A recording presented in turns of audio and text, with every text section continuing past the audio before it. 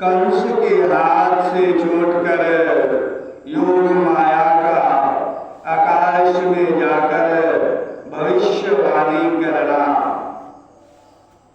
श्री सुखदेव जी कहते हैं राजा परीक्षित से कि परीक्षित, जब वसुदेव जी लौट आए तब नगर के बाहरी और भीतरी सब दरवाजे अपने आप ही पहले की तरह बंद हो गए।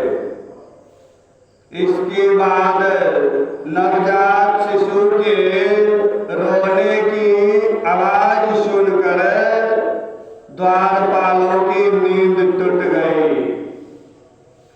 वे तुरंत भोजराज कंस के पास गए और देवकी को संतान होने की बात कही। कंस तो बड़ी आकुलता और घबराहट के साथ इसी बात की प्रतीक्षा कर रहा था। द्वारपालों की बात सुनते ही वह झटपट पलंग से उठ खड़ा हुआ और बड़ी शीघ्रता से सूतिका गृह की ओर झपटा। इस बार तो मेरे काल का ही जन्म हुआ है, यह सोच कर वह विहल हो रहा था, घबरा रहा था। और यही कारण है कि उसे इस बात का भी ध्यान न रहा कि उसके बाल बिखरे हुए हैं। रास्ते में कई जगह वह लड़खड़ा कर गिरते गिरते बच गया। बंदीगृह में पहुंचने पर सती देवकी ने बड़े दुख और करुणा के साथ अपने भाई कंस से कहा कि मेरे हितैषी भाई, यह कन्या तो तुम्हारे पुत्र वधू के समान है, स्त्री जाति की है, तुम्हें स्त्री की हत्या कदापि नहीं करनी चाहिए। भैया, तुमने देववश मेरे बहुत से अग्नि के समान तेजस्वी बालक को मार डाला। अब केवल यही एक कन्या बची है, इसे तो मुझे दे दो। अवश्य ही मैं तुम्हारी छोटी बहन हूं। मेरे बहुत से बच्चे मर गए हैं, इसलिए मैं अत्यंत दीन हूं। मेरे प्यारे और समर्थ भाई, तुम मुझ मंदभागिनी को यह अंतिम संतान अवश्य दे दो। श्री सुखदेव जी कहते हैं परीक्षित से, परीक्षित, कन्याओं को अपनी गोद में छिपाकर देवकी जी ने अत्यंत दीनता के साथ रोते रोते याचना की, विनती की, प्रार्थना की। परंतु कंस बड़ा दुष्ट था। कंस बड़ा दुष्ट था। उसने देवकी जी को झिझक कर उनके हाथ से वह कन्या छीन ली। जो व्यक्ति कंस प्रवृत्ति के होते हैं ना,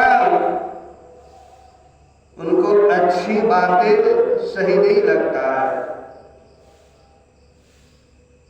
बस कंस के तरह ही झिझक कर डांट देते हैं अच्छे व्यक्ति को भी। अपनी उस नन्ही सी नवजात भानजी के पैर पकड़कर कंस ने उसे बड़े जोर से एक चट्टान पर दे मारा।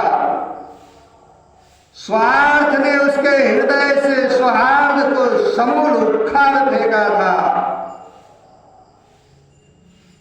परंतु श्री कृष्ण की वह छोटी बहन साधारण कन्या तो थी ही नहीं, देवी थी, साक्षात देवी। उसके हाथ से छूटकर तुरंत आकाश में चली गई और अपने बड़े बड़े 8 हाथों में आयुध लिए हुए दिख पड़ी। वह दिव्य माला, वस्त्र, चंदन और मणिमय आभूषणों से विभूषित थी। उसके हाथों में धनुष, त्रिशूल, बाण, ढाल, तलवार, शंख, चक्र और गदा, ये 8 आयुध थे। सिद्ध, चारण, गंधर्व, अप्सरा, किन्नर और नागगण बहुत सी भेंट की सामग्री समर्पित करके उसकी स्तुति कर रहे थे। उस समय देवकी ने कंस से यह कहा कि रे मूर्ख, मुझे मारने से तुम्हें क्या लाभ मिलेगा?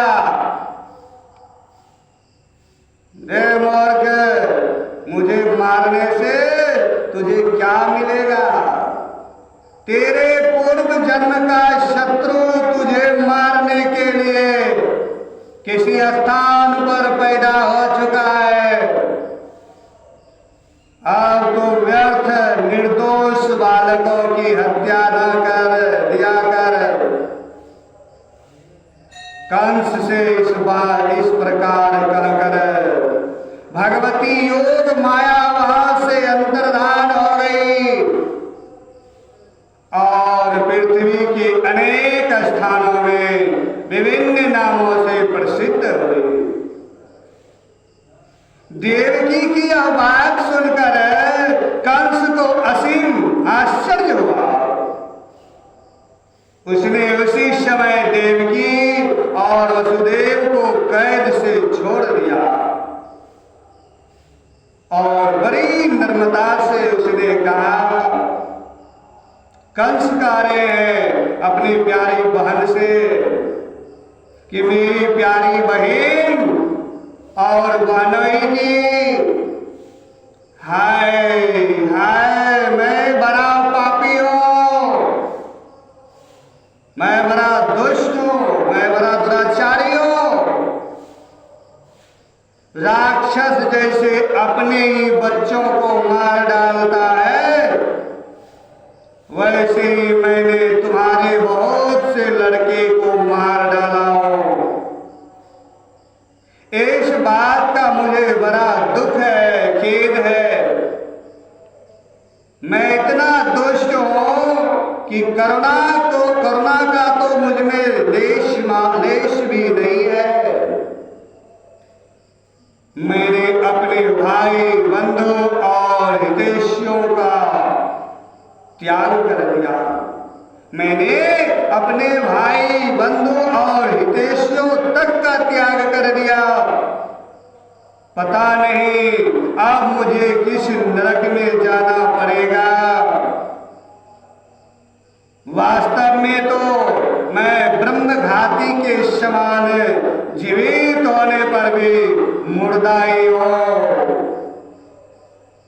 केवल मनुष्य ही झूठ नहीं बोलते हैं, विधाता भी झूठ बोलते हैं। उसी पर विश्वास करके मैंने अपनी बहन के बच्चे मार डाले हैं।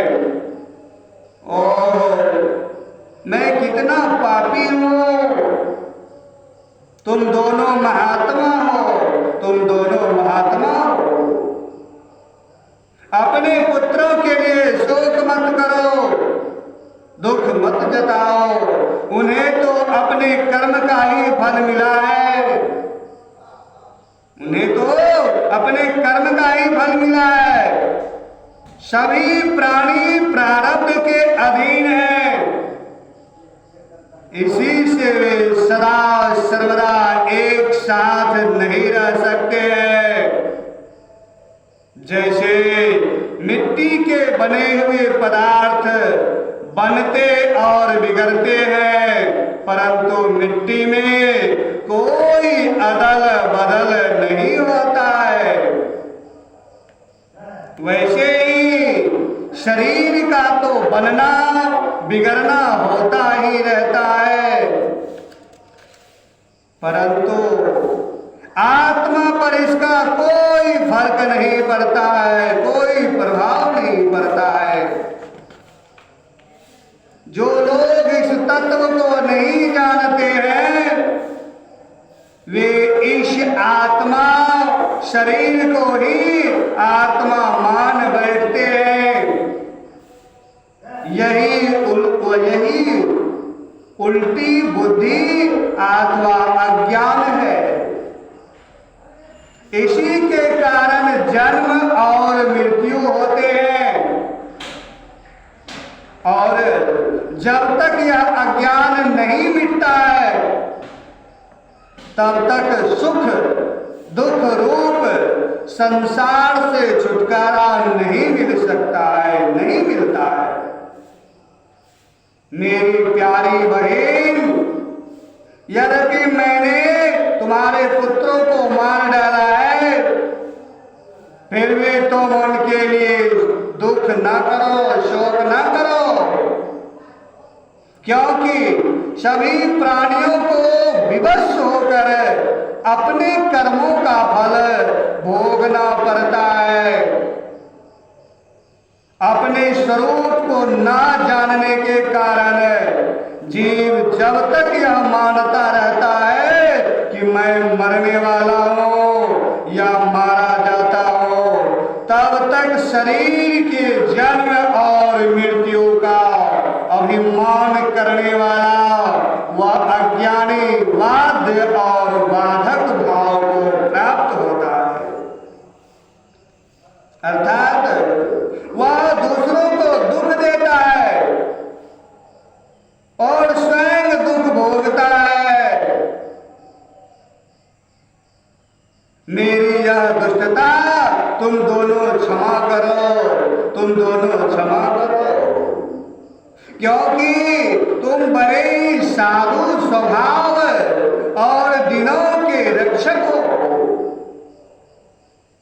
ऐसा कहकर कंस ने अपनी बहिन देवकी और वसुदेव जी के चरण पकड़ लिए। उसकी आंखों से आंसू बह बह कर मुंह तक आ रहे थे। इसके बाद उसने योग माया के वचनों पर विश्वास करके देवकी की और वासुदेव को कैद से छोड़ दिया और वह तरह तरह से उनके प्रति अपना प्रेम प्यार प्रकट करने लगा।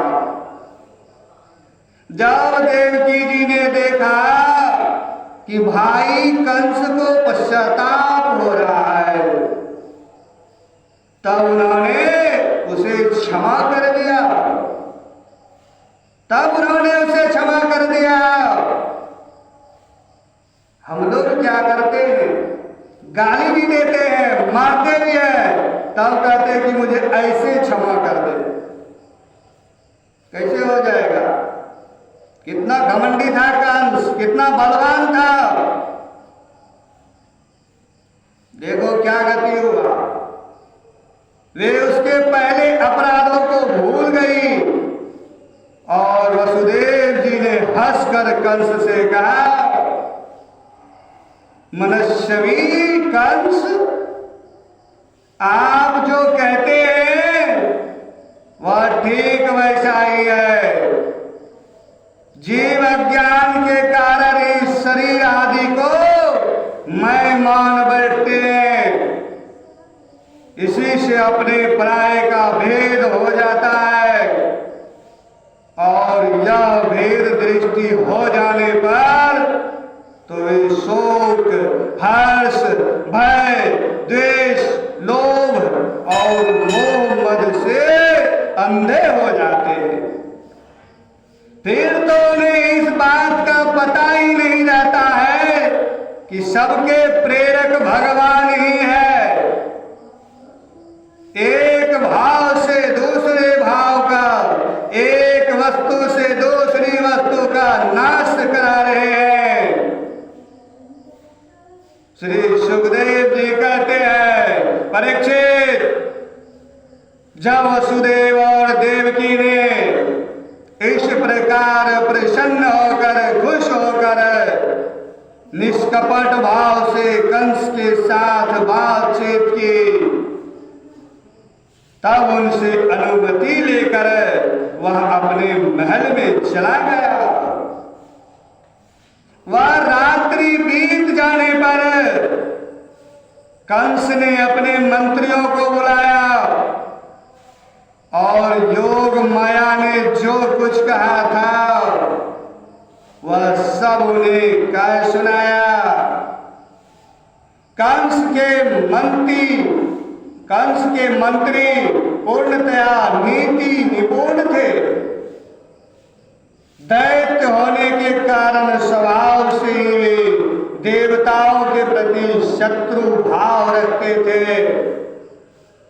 अपने स्वामी कंस की बात सुनकर वे देवताओं पर और भी चिढ़ गए और कंस से कहने लगे कि भोजराज, यदि ऐसी बात है तो हम आज ही बड़े बड़े नगरों में, छोटे छोटे गांवों में, अहीरों की बस्तियों में और दूसरे स्थानों में जितने बच्चे हुए हैं वे चाहे 10 दिन से अधिक के हो या कम के, सबको आज ही मार डालेंगे। शमर भीरु देवगण युद्ध योग करके ही क्या करेंगे?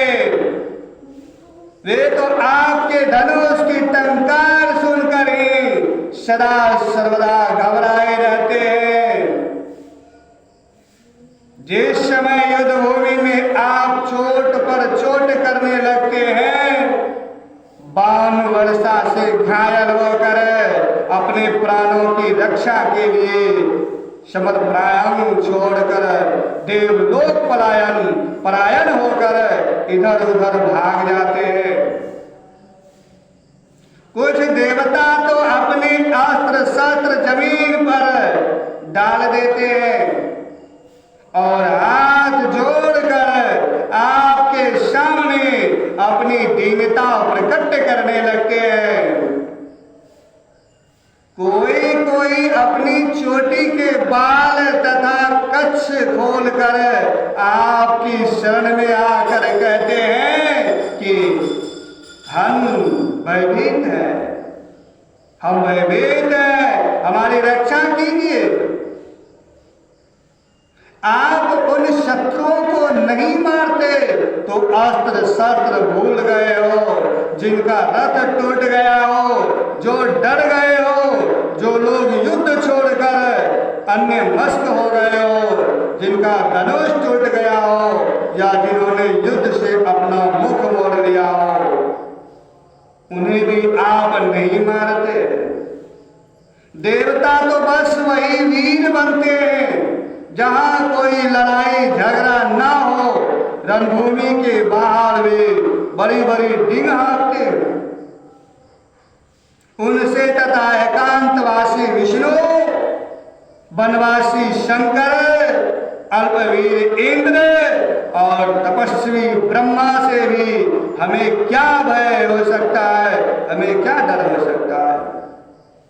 फिर भी देवताओं की उपेक्षा नहीं करनी चाहिए, ऐसी हमारी राय है।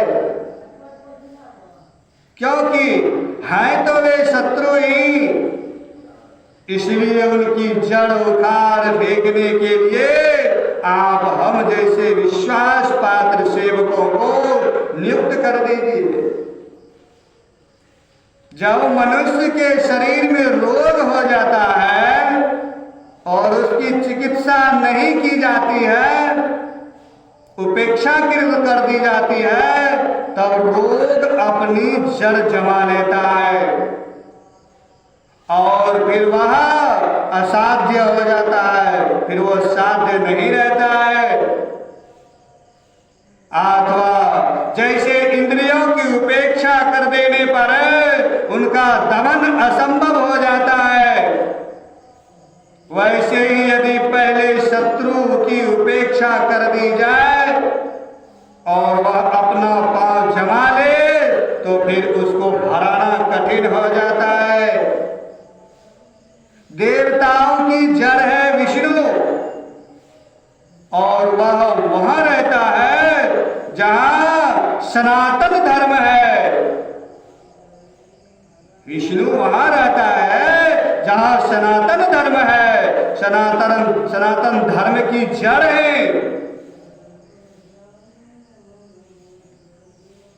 वेद, गौ, ब्राह्मण, तपस्या और वे यज्ञ जिनमें दक्षिणा दी जाती है।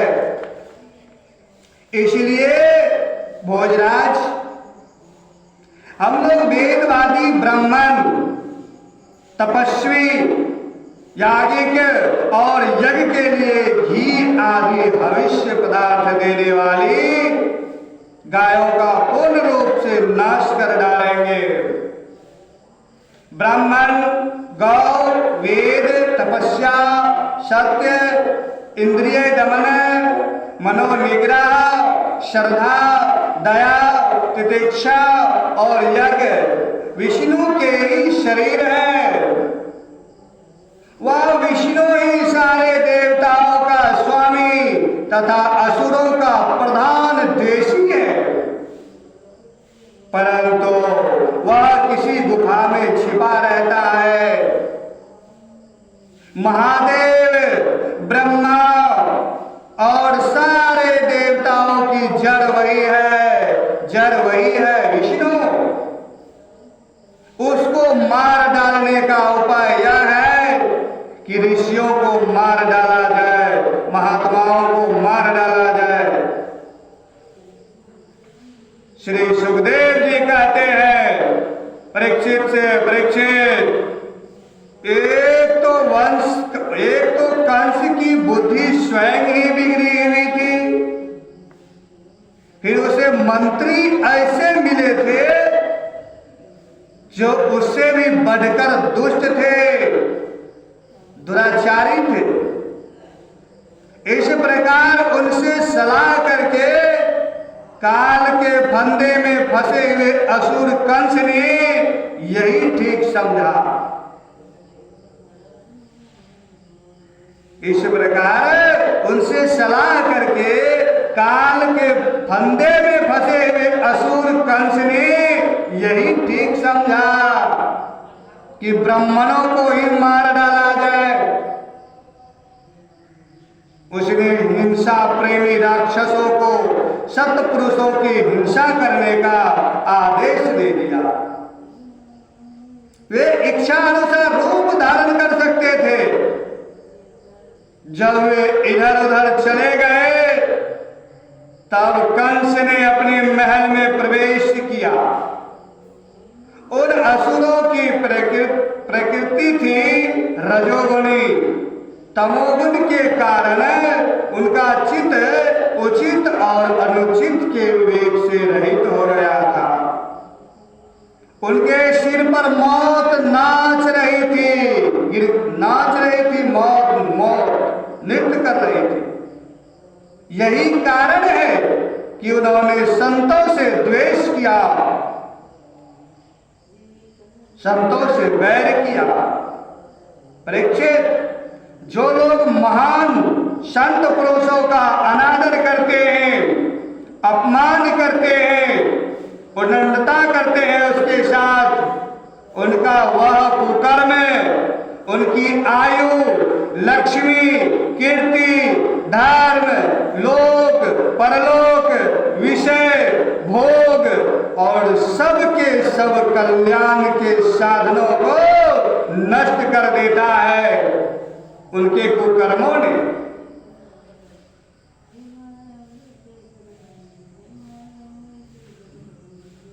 गोकुल में भगवान का जन्म महोत्सव।